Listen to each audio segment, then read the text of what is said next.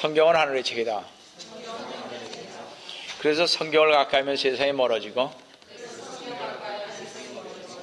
성경을 멀리하면 세상이 가까워진다. 자, 이제 성경을 좀 많이 봐야 되겠죠, 그죠? 지금 어디까지 나가야 됩니까? 정상으로 읽으면 잘 모르시죠?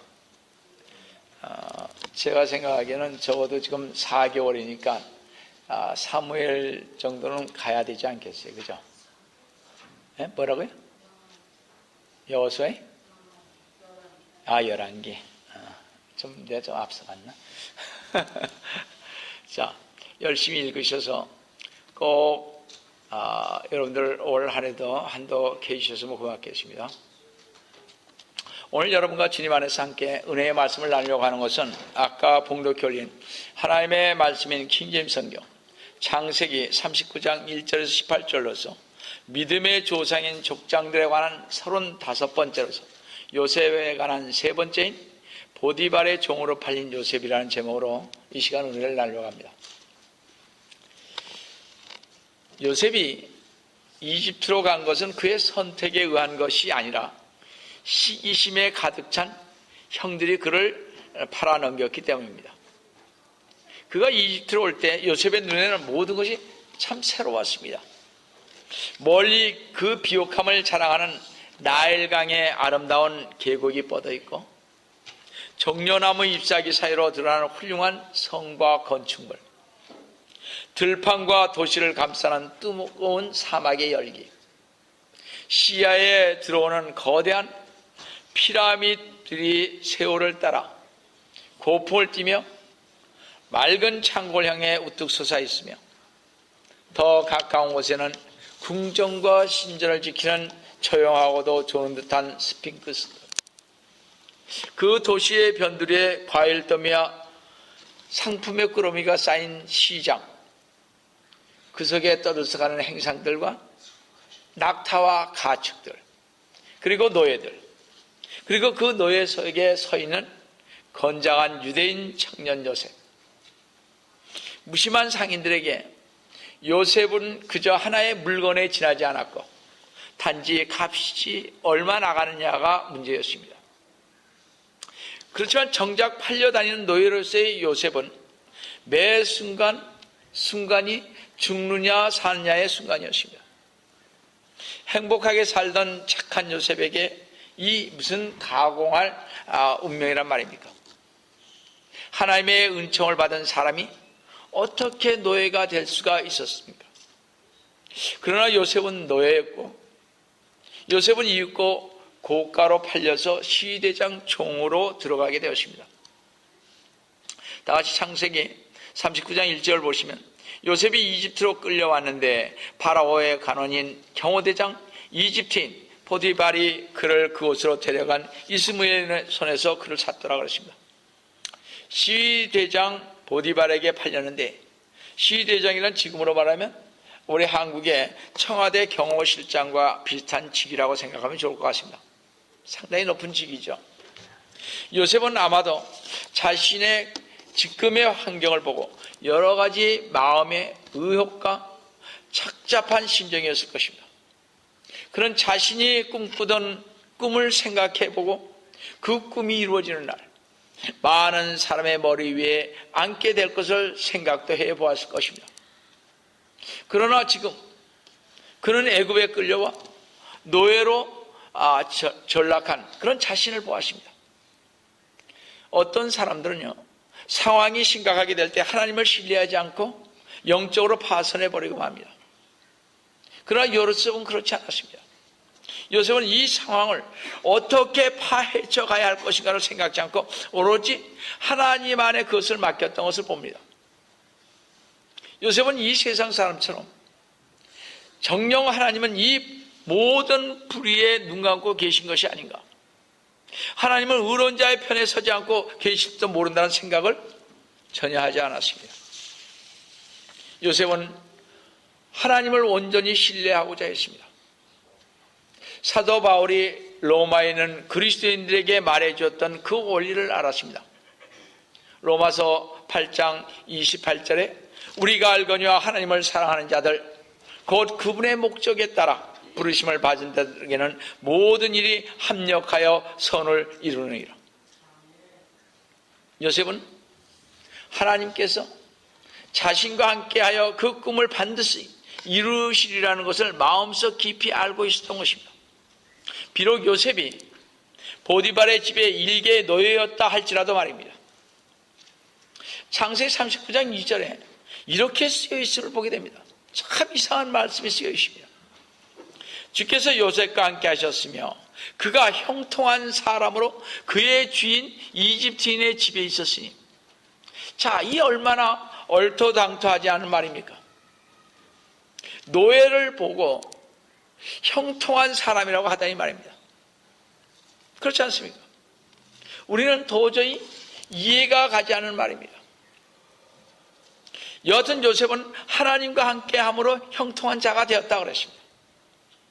첫 번째로 요셉과 함께하신 하나님께서 요셉을 형통하게 하여 주셨습니다. 창세기 39장 3절을 보시면 그의 주인은 주께서 요셉과 함께 하심을 보았고 또 주께서 그가 하는 모든 일을 그의 손안에서 번성케 하신 것을 보았더라. 어떤 사람들은 주님이 요셉과 함께 계셨음에도 요셉이 보디발의 쇠에서 노예 생활을 하다니 이것이 무엇인가 잘못된 일이 아닌가 생각을 합니다.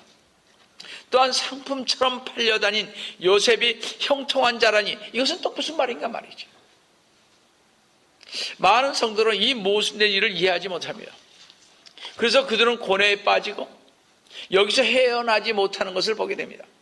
그러나 우리는 알아야 합니다. 어떠한 고난도 하나님이 주신 형통함을 감하지 못하며 형통함을 받는 자는 아무리 험악한 환경이라도 반드시 극복해내어 하나님의 은총을 증거할 수 있는 기회가 된다는 것입니다. 어떤 사람들은 이렇게도 말합니다.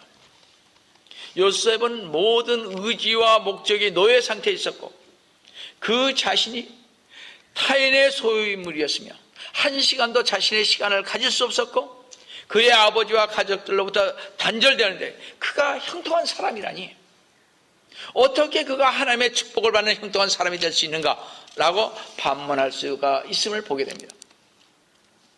그러나 그러한 상황 속에서도 하나님이 그와 함께 계셨으므로 요셉은 형통할 수가 있었던 것입니다. 우리는 여기서 우리의 이때까지의 사고방식, 하나님을 이때까지 믿었던 사고방식을 바꿔야 되겠습니다. 사람이 하나님과 올바른 관계를 맺고 있을 때 그가 얼마나 많은 물질을 소유했는지에 상관없이 그가 얼마나 권력을 잡고 명예와 부를 정말 누린다는 것과 상관없이 하나님께서 형통하게 해주면 형통한 것입니다. 그런 형통한 자가 된 것입니다. 즉 사람은 자신이 처한 환경에 갇혀만 있을 경우에는 결코 형통할 수가 없다는 것입니다. 예를 들면 밭의 소출이나 걱정하고 조금 통장만 만지면서 전전긍긍하는 자는 그 소출이 아무리 많고 돈이 아무리 쌓여도 최대 권력과 명예를 갖고 있을지라도 결코 진정한 행복을 누릴 수가 없다는 것입니다. 왜냐하면 사람은 결코 그런 외적인 것으로만 사는 것이 아니기 때문에 그렇습니다. 즉 하나님의 진정한 성소인 마음속에 평화가 없을 때는 그의 세상적 행복은 모래 위의 선짓과 같아서 전보 한 장, 전화 한 통 안으로 흔들 것입니다. 제가 장관으로 있습니다. 근데 여보세요, 양 장관님 계십니까? 오늘부로 실각하셨습니다. 얼마나 비참하겠어요. 청천벽력일 것입니다. 만약 요셉이 이처럼 단지 주어진 환경에 갇혀서 살았을 뿐이라면 그는 낮에는 눈물로 밤에는 절망으로 나날을 보냈을 것입니다. 그러나 하나님과 동행하며 하나님을 닮고자 했던 그의 믿음의 삶에 있어서는 이 세상적인 환경이란 먼지만큼의 힘도 없다는 사실을 알았습니다. 그래서 그 외적인 환경은 그의 발 아래 무릎을 꿇어버린 것입니다. 바로 여기에서 우리는 우리의 어려움을 해결하는 열쇠를 발견하게 됩니다. 즉 하나님과 함께하는 삶, 그것이 곧 열쇠인 것입니다. 여하튼 요셉은 하나님의 계획에 대해 그가 잘 알지는 못했을지라도 일어나고 있는 일들에 있어서 그는 하나님의 뜻에 이러한 일에도 순종했다는 사실입니다. 우리가 어떤 환경이 왔습니다. 어떤 어려움이 왔습니다. 하나님, 왜 저같이 잘 믿는 사람을 이렇게 만드시냐고. 왜 저같이 열심히, 교회도 열심히 했죠. 11조도 잘했죠. 감사도 하죠. 찬양대도 섰죠. 대표 기도도 하죠. 봉산 다 했는데 왜 저한테 이런 불행을 주시냐고. 우리 이렇게 할 수 있습니다. 그러나 그런 말을 입에 내뱉지 아니하고, 이것도 하나님께서 나에게 주신 은총이구나. 하나님께서는 앞으로 나를 더 잘되게 하시려고 이렇게 했었구나. 이런 생각을 하면서 하나님의 뜻에 순종했을 때 하나님께서 역사하시는 것입니다. 요셉은 하나님의 주권에 대해 의심하지 않았습니다. 뿐만 아니라 그는 모든 결과를 하나님께 맡겼고 자기에게 주어진 일들을 즉시로 맡아 일하기를 시작을 했습니다. 우리는요, 어려움이 오면 즉시 일하지 않습니다. 그냥 일하지 않습니다. 억울해서 일하지 못합니다. 정말 눈물 콧물 흘리고 이렇게 해서는 주님 안 됩니다 하면서 그냥 일도 대강대강 할 것입니다. 노예로 팔려하는데 무슨 그 집에 가서 충성할 일이 있습니까? 그렇잖아요. 그러나 요셉은 즉시 일을 시작을 했습니다. 즉시 일을 시작한 요셉의 그 성실한 삶은 보디발의 눈에 띄기 시작했고, 또 보디발은 하나님이 요셉을 형통케 하셨다는 것을 알았기 때문에 본문 창세기 39장 4, 5절을 한번 보시면, 요셉이 그의 목전에서 은혜를 얻어 그를 섬기니 그가 요셉을 그의 집을 관리하는 관리인으로 세워 그가 소유한 모든 것을 그의 손에 맡기니라. 그가 요셉을 자기 집과 그가 소유한 모든 것을 관리하는 관리인으로 세운 때부터 주께서 요셉으로 인하여 그 이집트인의 집에 복 주시니 주의 복이 그의 집과 들에 있는 모든 소유에 임하더라. 한 사람이요, 주님께 순종하면 비록 노예가 주님께 순종했는데도 그 집안에 복이 내렸다는 사실입니다. 참 그렇죠, 그죠? 나를 내보내서 나에게 복 주셔야 되는데 그 집에 왜 복을 주시냐고요. 그렇지 않습니까? 보디발은 하나님과 관계 맺은 요셉으로 인해 복을 받게 되십니다. 그래서 그는 자기 집의 모든 사물을 요셉에게 완전하게 맡겼음을 본문 6절에서 볼 수 있습니다. 그는 보디발은 자기가 소유한 모든 것을 요셉의 손에 맡기고 그가 먹는 음식에는 그가 가진 것이 무엇이든지 알지 못했더라. 요셉은 용모가 수려하고 잘생겼더라 그랬습니다. 여기서 보듯 참으로 형통한 사람이란 세상 것에 그의 눈을 고정시키지 않고 하나님께 그의 소망을 두고 살아가는 사람인 것입니다. 요셉이 당했던 어려운 시험들은 그를 경건한 사람으로 만들어주고 후에 큰 축복에 대한 보장이 되었습니다. 두 번째로 요셉은 두 번째 시험을 당하고 있음을 봅니다. 첫 번째는 형들에 의해서 시험을 받았죠. 구덩이에 미쳐졌던, 그래서 이스마엘 사람들에게 팔았던 그런 시험이 있었습니다. 자, 요셉은 희망이 보이지 않는 절망 속에서 포기하며 살아갈 수도 있었으나 바로 우리 신약 성도의 성도들처럼 우리들과 마찬가지로 이러한 사실을 인식하고 있었습니다. 한번 잘 보시기 바랍니다. 여러분, 어려움이 있습니까? 힘드십니까? 갈라디아서 6장 9절에서 보듯 선을 행하다가 낙심하지 말지니 쓰러지지 아니하면 때가 되어 거두리라는 말씀하신 것처럼 요셉은 당장은 이해할 수가 없었으나 후에 그의 형제들이 그를 판 것은 그의 가족을 기근에서 구하시는 하나님의 장기전 안목에서 세워진 목적과 계획이었음을 먼 뒷날 깨닫게 되었다는 사실입니다. 지금 현재는 앞이 안 보이죠. 그렇지 않습니까? 우리의 신앙생활의 문제도 바로 이런 것입니다. 긴 안목으로 하나님의 목적과 계획을 바라보지 못하고 눈앞에 보이는 일을 우리는 전전긍긍을 합니다. 그렇지 않습니다. 쉽게 얘기해서 이런 것입니다. 지금 쓸 돈이 많은데 하나님께 실제로 어떻게 해요? 감사를 어떻게 해요? 지금 쓸 게 많은데. 그렇지 않습니까? 어떻게 시간이 나겠습니까? 지금 나가서 지금 돈을 벌면 얼마인데. 그렇지 않습니까? 하나님 무엇이 먼저라는 것을 우리는 자꾸 잊어버릴 때가 너무나 많이 있습니다.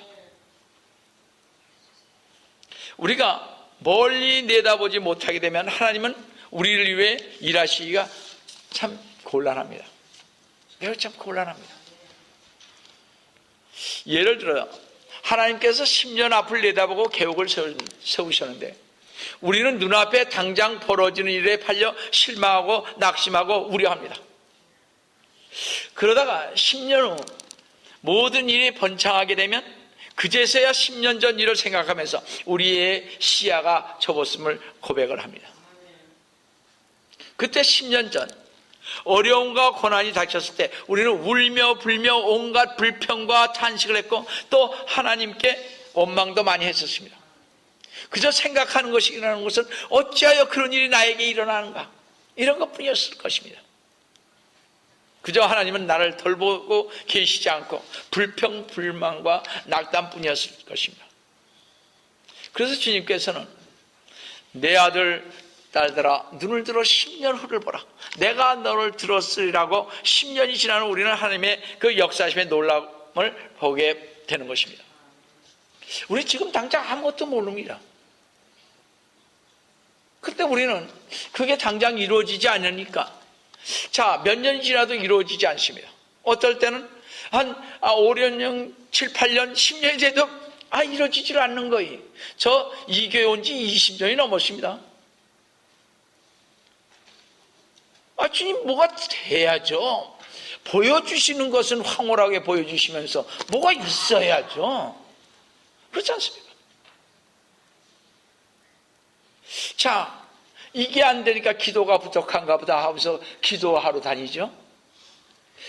너무 자주 만나면 시간이 없으니까 어떻게 해요?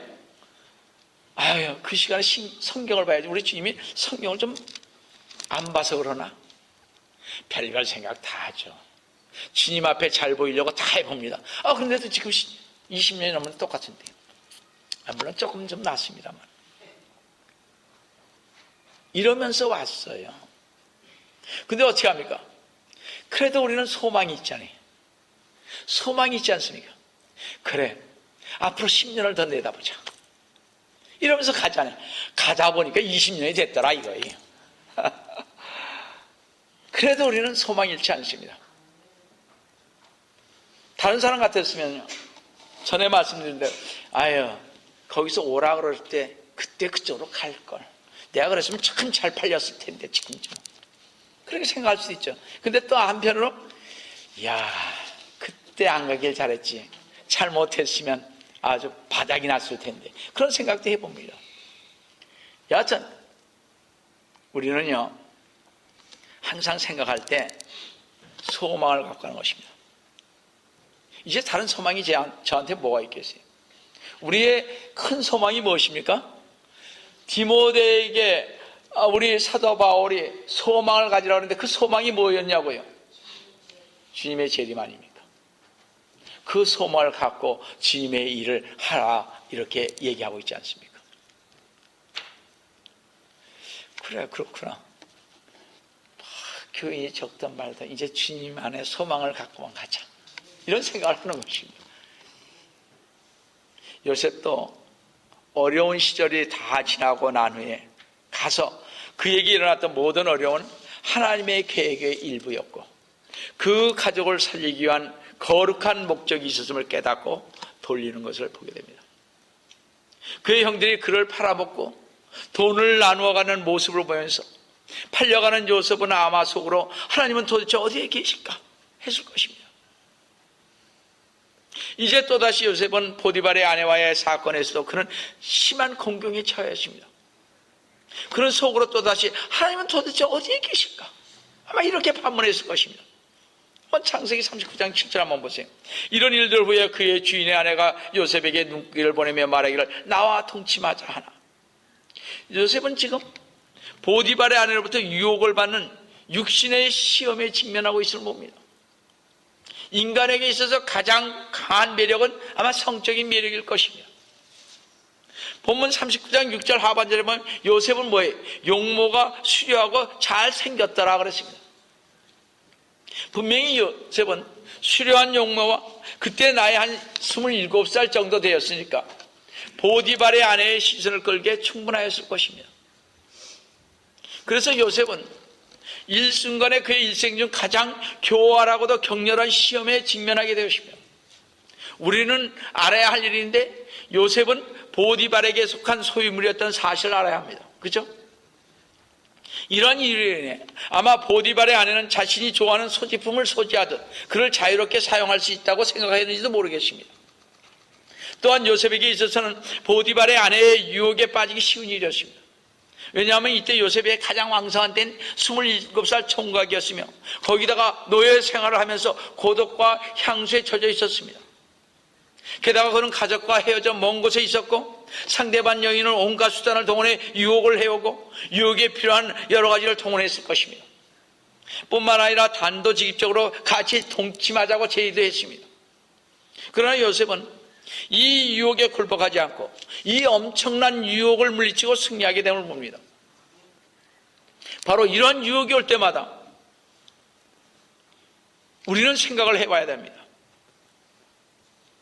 이런 유혹이 올 때뿐만 아니라 물질의 유혹, 술을 마시고 싶은 유혹, 거짓말, 도박, 또 남의 거 훔치는 걸 남의 속이는 일 등. 자,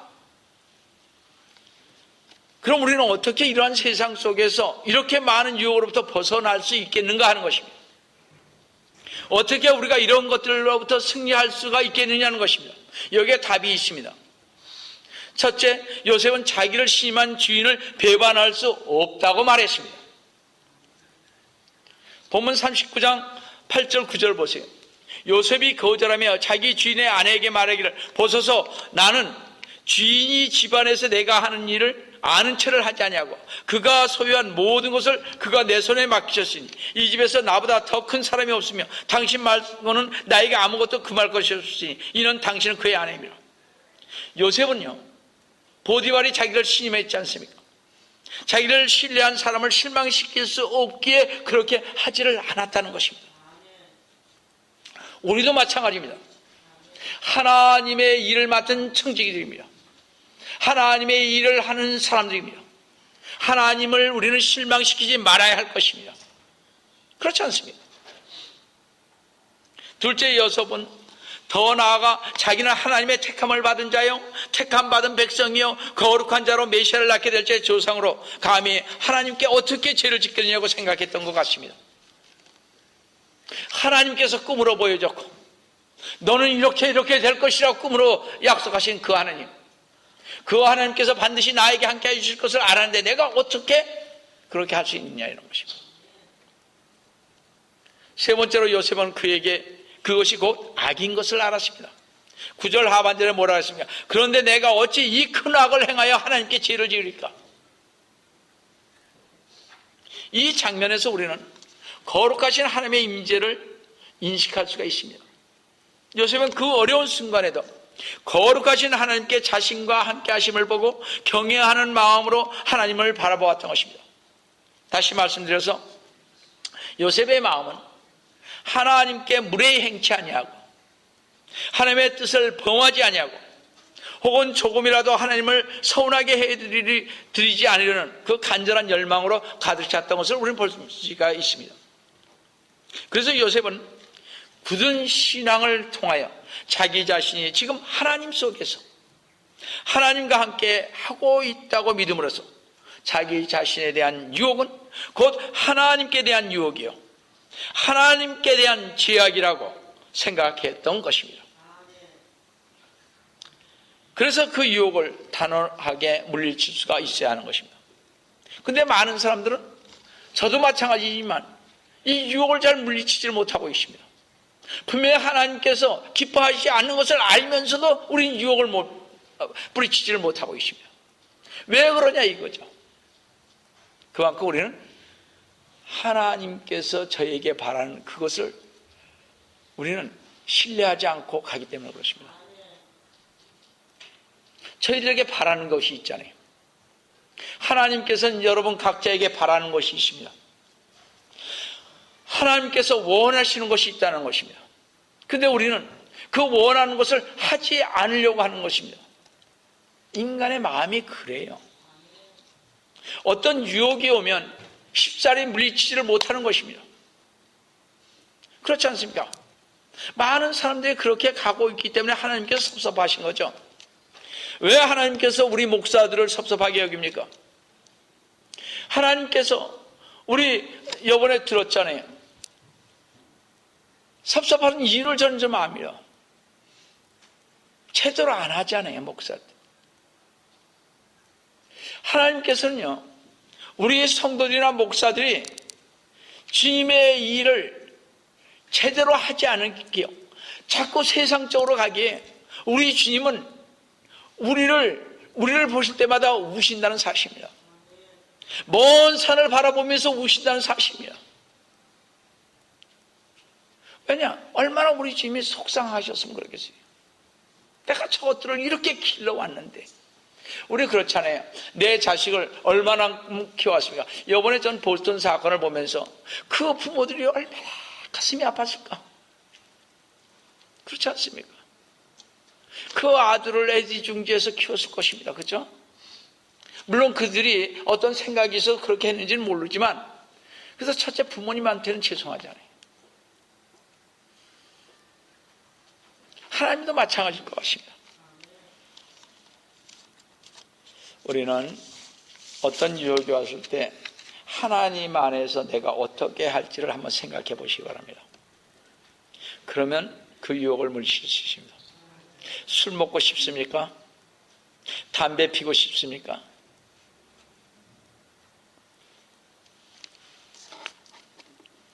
하나님을 한번 바라보세요. 하나님의 마음이 지금 어떠신가 하고 말이죠. 세 번째로 보디발의 아내의 시험을 성공적으로 물리친 요셉입니다. 요셉은 자신의 몸을 음행의 도구로 사용하는 대신 하나님께 영광을 돌리는 데 사용하기로 결심했습니다. 보디발의 아내가 또다시 날마다 요청하여 왔을 때 그는 이렇게 거절했습니다. 우리 10절 12절 보세요. 그녀가 날마다 요셉에게 말하여도 요셉이 그녀에게 경청하지 아니하고 그녀와 동침하거나 그녀와 함께 있지도 아니하더라. 11절 그럴 즈음에 요셉이 자기 일을 버리고 그 집에 들어갔더니 그 집안에는 사람들이 아무도 없더라. 이제 함정을 판 거죠. 그죠? 다 내쫓고. 자, 12절에 그러자 그 여인이 그의 옷을 붙잡고 말하기를 나와 동침하자 하니 요셉이 자기 옷을 그녀의 손에 두고 도망하여 빠져나왔더라. 시험을 당했을 때 요셉이 보였던 반응과 성군 다윗 왕이 보였던 반응 사이에는 커다란 차이점이 있음을 볼 수가 있습니다. 다윗의 죄에 대하여 사무엘하 11장 2절 4절에 저녁 무렵에 다윗이 침상에서 일어나 왕궁 지붕 위를 거닐다가 한 여인이 목욕하고 있는 것을 지붕에서 본지라. 그 여인이 보기에 심히 아름답더라. 3절에 다윗이 보내어 그 여인을 알아보게 하니 어떤 사람이 말하기를 그 여인은 엘리암의 딸이요 히린 우리안의 밧세바가 아니니까 한지라. 다윗이 사자들을 보내서 그 여인을 데려오게 하여 그녀가 다윗에게로 오니 다윗이 그녀와 동침하더라. 이는 그녀가 그녀의 불결함을 정결케 하였습니다. 그리고 그녀는 자기 집으로 돌아가더라. 이 얼마나 요셉과는 대조적인 모습입니까? 다윗은 그 여인을 처음 보았을 때 그는 경계하기는커녕 계획적으로 그와 동침하는 행동을 했으며 또 그것을 은폐하기 위해 전쟁에 그 남편을 보내서 죽게까지 만들지 않습니까? 자기의 가장 사랑하는 장군 중에 한 사람이었는데 말입니다. 우리는 요셉과 다윗이 직면했던 것과 같은 성적인 시험에 가서 우리는 기억해야 할 몇 가지 중요한 사실이 있습니다. 첫째로 성적 요구가요, 그 자체는 죄가 아니라는 것입니다. 선천적으로 주어진 다른 욕구, 즉 돈을 벌고 싶은 욕구, 도박하고 싶은 욕구, 마약하고 싶은 욕구, 또 술, 담배 하고 싶은 욕구, 거짓말하고 싶은 이런 유혹 등과 같게 성적인 욕구도 하나님께서 주셨습니다. 각 사람에게는 하나님이 그들에게 주는 이 욕구를 개인적으로 어떻게 자제할 책임을 또한 주셨습니다. 이 욕구 자체가 나쁜 것은 아닌 것입니다. 둘째로 그 시험 자체는 죄가 되지 않습니다. 시험은 죄로 인도해 갈 수가 있습니다. 욕망이 말이죠. 유혹이. 그러나 우리가 그것을 마음에 품고 육신의 정욕을 채우게 될 때에만 죄가 되는 것입니다. 따라서 우리는 있을 수 있습니다. 저 담배 피워봤습니다. 제가 목회하기 전에 말이죠. 유혹이 옵니다. 그죠? 담배 피우고 싶어가지고 꽁초까지 이렇게 집어서 이렇게 피던 기억이 납니다. 하지 말라 그래도 더 피게 돼요. 몸이 나쁘다는 거 뻔히 압니다. 그거 모르는 사람 없어요. 지금은 더 합니다만. 그런데 피게 되더라고요. 몸이 나쁘건 말건. 그렇지 않습니까? 이게 욕구입니다. 그런데 우리가 이게 나쁘니까 주님께서 이건 자제해라, 너 하지 마라 했으면 안 하는 것이죠. 하나님을 기쁘게 하는 것은 아니지 않습니까? 담배 피는 욕구가 왜 없겠어요? 술 마시고 싶은 욕구가 왜 없습니까? 그까지 와인 한 잔인데 뭐. 그렇지 않습니까? 와인이 술이에요? 요즘 사람 그러잖아요. 막걸리가 아니고 맥주가 술이에요 이럽니다. 맥주 보통 먹지 않습니까? 독일 사람들은 술 아니죠. 그러나 하나님께서는 원치 않으신다는 사실입니다. 우리에게는요 기본적으로 하나님께서 의지라는 것을 줬습니다. 할 것이냐 말 것이냐 내 의지에 달렸습니다. 이것을 하나님의 말씀 속에서 단절을 하려고 하면 단절을 해야 되는 것입니다. 이것을 우리가 죄를 짓는 것입니다. 그러니까 했기 때문에 안 했으면 죄를 안 지었을 텐데. 그러니까 제가 그러죠. 욕구라는 게 있다는 것이에요. 셋째로 만일 우리가 고의적으로 시험 가운데 들어가고자 하는 마음을 가졌다면 다시 말씀드려서 즐거운 마음으로 그 시험의 영역 안에 머물기를 원했다면 그것은 죄가 될 것입니다. 어떤 유혹이 왔을 때 그것을 물리치지 아니하고 남도 다 하는데 그렇지 않습니까? 저렇게 훌륭하게 믿는 사람도 가끔 가다가 교회 안 나오는데 다 같은 사람이에요. 이게